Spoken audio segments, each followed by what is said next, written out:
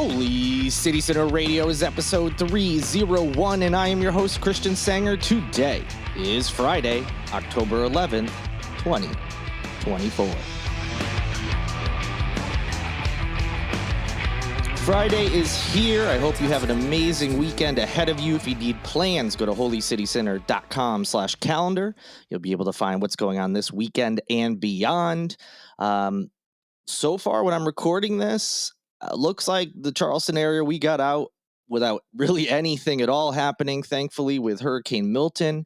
I know that there was some talk of potentially, somewhat significant flooding, particularly in places that tend to flood. But we didn't even get any rain. It's a nice, beautiful day when I'm recording this. So hopefully, I haven't seen any big reports about flooding, but hopefully if you had any flooding in your area, it wasn't too bad. More importantly, obviously Florida was just hammered by this storm. And although reports are still coming out and we'll learn more in the days ahead, it certainly seems like there's a lot of damage that was done. Hopefully the death toll will not keep growing. Unfortunately, we've seen with Hurricane Helene that continues. That trend continues several days after the storm. So hopefully it's not as bad as it looked like it may be. A couple days out, it was looking like this could be a huge, huge problem. Don't get me wrong. Any amount of damage, any loss of life is too much, but it could have been a lot worse. But we'll learn more. Hopefully, if you have any friends or family that were in that area, they are okay and are doing well.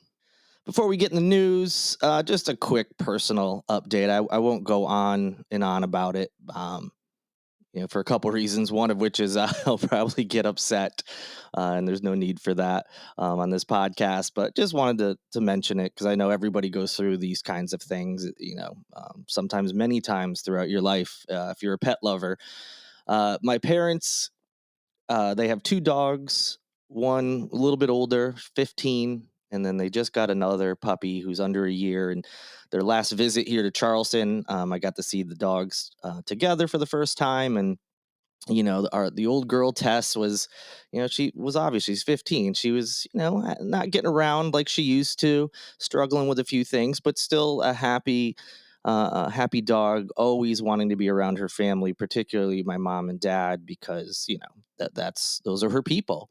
Although, she loves really anybody that she met, although she got a little crankier in her older age. But unfortunately, you can see where this is going. We lost Tess this week, which is certainly sad, and heartbreaking for my family. And it extends beyond my parents, my brother, his family, including his kids. This is Tess was a dog that we had in our life for the adults 15 years, for the kids their entire life, and she truly was the best dog. I know everybody always says that, but just one of the most well-behaved and sweetest dogs that you would ever encounter. Anytime my parents were walking her here in Charleston and back home in Connecticut for that matter, people are always stopping them, talking about, oh, what kind of dog is that? Oh, she's so pretty, or whatever. Because she was just a kind of a unique looking dog, and it was a mutt, and so we never really knew. They did like a DNA test, but she's just a mutt, and she was the best mutt. And so, just wanted to mention that.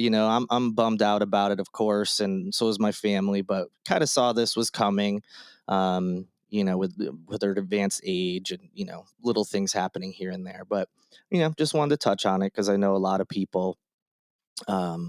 Go through this stuff, and it sucks, and it's a part of life. I always say when you adopt a pet, you're signing up for guaranteed heartbreak at some point. You know that there's going to be a day where you're going to be devastated by their loss, because we have very limited time with them. But you also know that it's well worth it to have them in your life for however many years.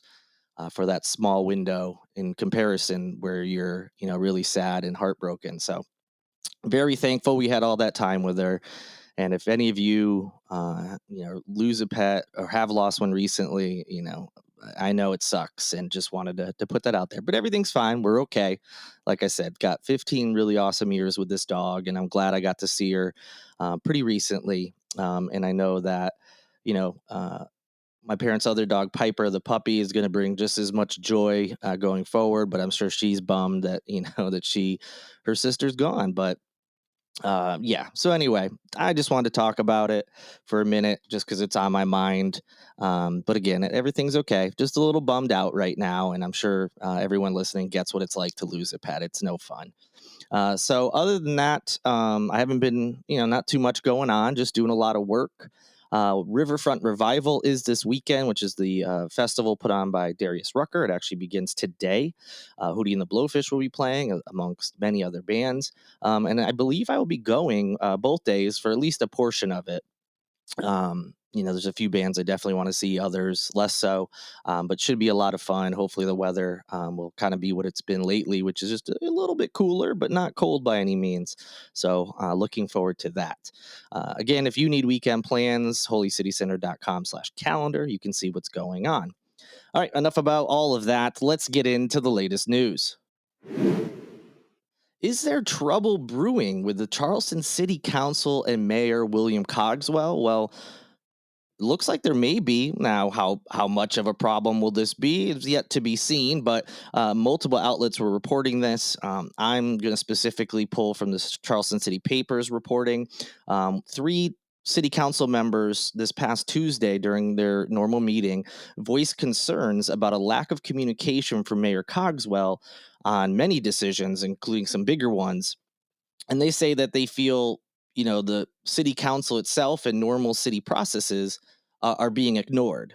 So the majority of the discussion at the meeting revolved around something that may not seem major, but I can see where in some ways, it is a big decision in the scope of a city, which is that the mayor rolled out a new brand mark for the city. Like the city seal, updated it, rolled it out kind of quietly. There was no big announcement about it, but a couple media outlets picked up on it, and city council says that's when they found out about this basically rebranding. Although Cogswell pushed back on the term rebranding, and just saying, yeah, they learned this from the media, and it's not the first time they're hearing about things that the city has changed or implemented, that they're hearing from the media first versus, from the mayor or being involved in this, let alone being involved in any discussions. So that rollout happened back in August, and council members at the time, as I said, this came out as a big surprise. And it's not just one or two city council members, it's multiple, and it's on both sides. How city council has some, more left leaning members and has some more right leaning members. Well, both sides are in agreement over this, that they think there needs to be some changes. So this isn't one of those like, oh, one faction is upset at another. They seem to be rallying around each other. So, Council Member William Dudley Gregory said decisions that are being made by the mayor's office without the input of council has been part of an ongoing problem with city leadership. He said, quote, "I think it is very important for us to be honest with ourselves. There is an issue here with council being caught not knowing what's going on. I don't like it. It's got to get better because it's embarrassing," end quote. Gregory also pointed out, in addition to that brand rollout, that the mayor's new organizational flow chart is a major point of disagreement with city council. The new chart, which basically rolls out how authority and power flows throughout, the city's government, has put the mayor on the same level as council, and Gregory said that isn't how it's supposed to run. He said, quote, "The administration has a reporting requirement to this body. The administration reports to council," end quote. So Charleston, for those unfamiliar, has basically been a strong mayor form of government in which the mayor directly oversees several branches of city operations. But under this new chart, the mayor directly oversees only three people, including his chief of staff, who oversees several offices that previously reported directly to the mayor. And council members are saying this is, part of the problem.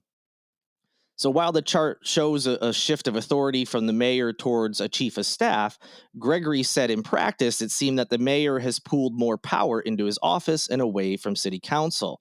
He said, quote, "I have been told by city staff that process is not important, results are. I found that insulting," end quote. So certainly some trouble brewing. Like I said, a rebranding, even though Mayor Cogswell said that's not what it is, but I don't really know what else to call it, where they changed the seal to something different, a little bit more modern looking. Might not seem like a big deal on the surface, but it's indicative of a larger problem, is what city council is saying, that these decisions are supposed to go through council. We're supposed to have input. So although we're not at some dire situation where there's these factions, the mayor is constantly fighting with the entire council, it is showing that there's a little bit of trouble brewing.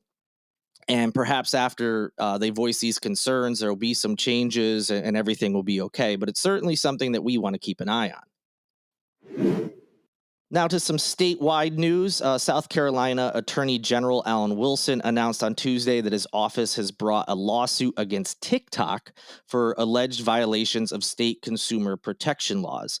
So according to a press release from Wilson's office, it says that they believe TikTok is deploying a business model that is designed to be addictive and maximize the time young users spend on the platform. It also uses manipulative features such as continuous scrolling to keep kids and teens on the platform longer. And finally, marketing the platform and platform features to parents is safe for kids and teens online and in app stores.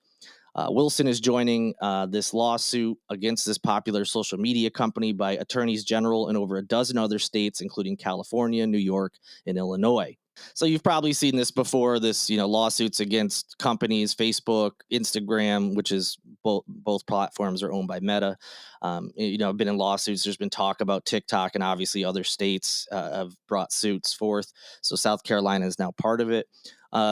I certainly think there's something to it. We know that social media apps are designed to keep people on them and can lead to addictions in some people, and not even necessarily that extreme, but just keeping people on there longer than they normally would be. I mean, that's the business model. We know that. But it can be particularly damaging for teens and children for numerous reasons. So, we'll see what happens here. I think the lawsuits may be a good idea. There certainly needs to be some changes. I don't know exactly what those changes could or should be, or how you verify a person's age to change how you market the platform, when someone signs up for it or what have you. But it'll be interesting to see where this goes. And that'll do it for this edition of Holy City Center Radio. I hope you have an amazing weekend. Thank you to Lindsay Marie Collins with LMC Sound System for producing this and every episode of Holy City Center Radio. And a big thank you to Tyler Boone, whose music you hear in each and every show.